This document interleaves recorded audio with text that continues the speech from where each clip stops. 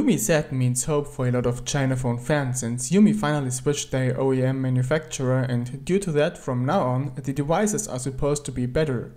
We tested the UMi Z for 2 weeks to check if this is true. I'm Christopher for ChinaMobileMag with the full review of the UMi Z. The UMi Z comes in a black metal box, which immediately creates a high quality first impression. Inside there is a Pump Express Plus charger, a red USB Type-C cable, a SIM needle and a user manual. Build quality of the phone indeed got a lot better than any previous UMi devices.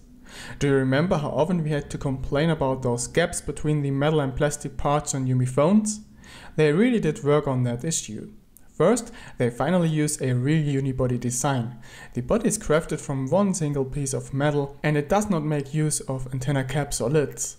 Instead, they use antenna lines, which of course are made from plastic as well, but they are made using nano-injection molding. During this process, the plastic is injected into the metal under high pressure and temperature, which creates an almost seamless transition between the two materials. So yes, the UMi Z looks and feels like a high quality and sturdy product. And hell, it really was about time for that, right? After all, UMi phones have never been the cheapest devices. They even fixed the problem of loose hardware keys. On the UMi Z, the buttons sit in place tightly, which of course adds to the high quality feel. The UMi Z offers an interesting design element. It's a little groove that goes around the whole body. It gives the phone an edgy feel, it feels quite interesting, but not uncomfortable. All in all, the UMi Z does look basic and kinda timeless, but not boring. Actually, that's a good thing, since not everybody likes the playful designs of other brands, right? Some say the UMi Z looks like an iPhone 7 Plus. We wouldn't agree with that, since only the camera module and the quad LED flash look kinda similar. One more interesting detail can be found on the front. The UMi Z doesn't feature a physical home button, but a touch button instead, like we know it from the OnePlus 3. It's touch sensitive plus houses a fingerprint scanner, so it works, looks and feels almost exactly like the OnePlus 3 home button. Next to the home button there are touch keys, but those are invisible in this case. Above the screen, next to sensors, front camera and phone receiver, there is an RGB Status LED as well as a soft light LED flash for the front camera. Weight of the UMi Z is quite comfortable at 178 grams. Thickness, however, is a bit higher at 9.5 mm with the camera bulge, and without it, thickness is 8.8 mm. The 5.5-inch Full HD indium gallium zinc oxide screen made by Sharp performs okay, but has some flaws. The picture looks nice and sharp and colors do look quite intense, but contrast and black levels aren't perfect. In addition, reaction time seems rather bad, since for example when scrolling content gets blurry. Brightness of the screen is very good, so outdoor readability is great. On the lower area of the screen there is a bit of light bleeding. The 5-point touchscreen does react quite fast to touches, but the touch resolution isn't the highest, so there is a bit of a stutter when scrolling slowly. And what's more, this also results in some inaccuracy, which leads to typos when typing fast. What's great is that they finally make use of scratch-proof glass. Until today we haven't spotted any scratches on the screen, despite not using a screen protector. The surface of the glass feels smooth. Fingerprints do settle quite fast though. The UMi Z is one of the first phones to boast the Helio X27 processor. Until the Helio X30 is available to customers, this is the most powerful Mediatek processor available. Inside the chip there are 2 Cortex A72 cores clocked at 2.6 GHz, 4 A53 cores clocked at 2 GHz and another 4 A53 cores clocked at 1.6 GHz. The Mali T880 MP4 GPU is being used for graphics again, but this time it is clocked at 875 MHz, which results in a noticeable performance boost. The UMi Z actually does handle gaming quite well. All current games do run almost smooth even when using the highest graphic settings. That's really a big improvement over the basic Helio X20. The performance of a Snapdragon high-end chip isn't reached though, since every once in a while there are some minor stutters which we haven't noticed on, for example, a Snapdragon 821. What disappointed us a lot is that the performance of the Helio X27 somehow is not visible during daily use. The system UI runs somehow stuttery, and especially when using multitasking, it tends to take some thinking pauses quite often. This means that the UMi Z doesn't feel as smooth as it should. This gets really obvious when comparing it to the much weaker UMi E, which runs noticeably smoother during daily tasks. Of course, it's hard to tell why this is, but one of the reasons beside bad optimization could be the slow and cheap memory they use. The RAM only reaches around 2 GB per second throughput, which is an extremely bad result for a phone that costs way more than $200. Also, the 32 GB internal memory isn't the fastest. The writing speed is only 59 MB per second, which isn't more than good microSD cards can reach. By the way, microSD cards are supported, but you will lose dual SIM when using one. The microSD card can be combined with the internal memory to use it for apps, but there is a bug which screws up the free memory display when doing so. Sensor-wise, the UMi Z packs everything important except a step counter.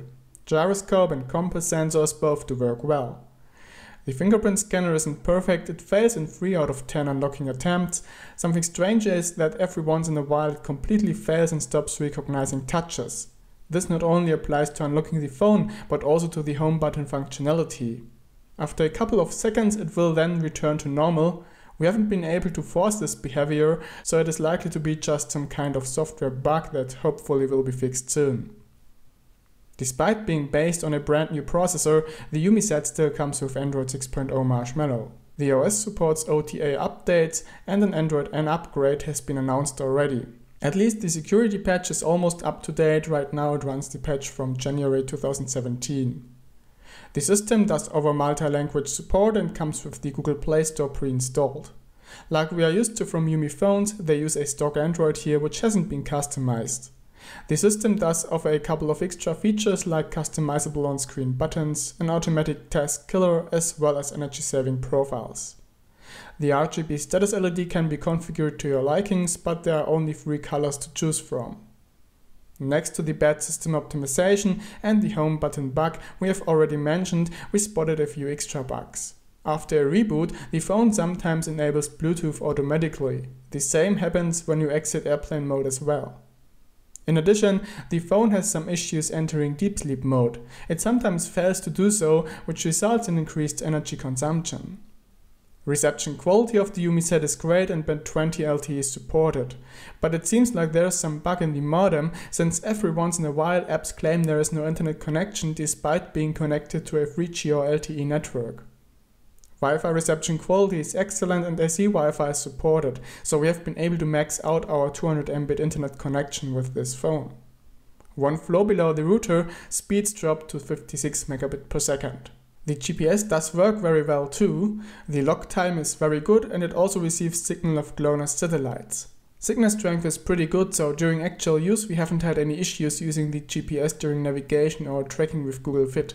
The internal speaker of the UMi Z sounds flatter than the predecessor UMi E. It doesn't sound bad, but in this price range we have heard better speakers.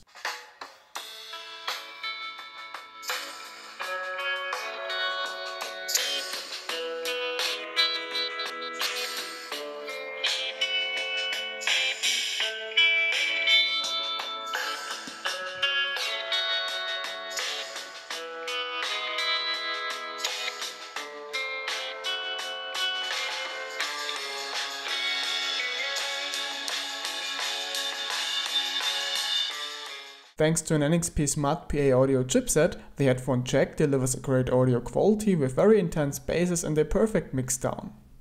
Telephony quality is average at best, the noise cancelling does work well, but the earpiece sounds a bit too tinny. On the paper, the UMi Z offers decent camera specs since both on the front and the rear they use the same Samsung S5K 3L8 13 megapixel sensor with an f2.2 aperture, which on the front is supported by a soft light LED flash and on the rear by a laser autofocus.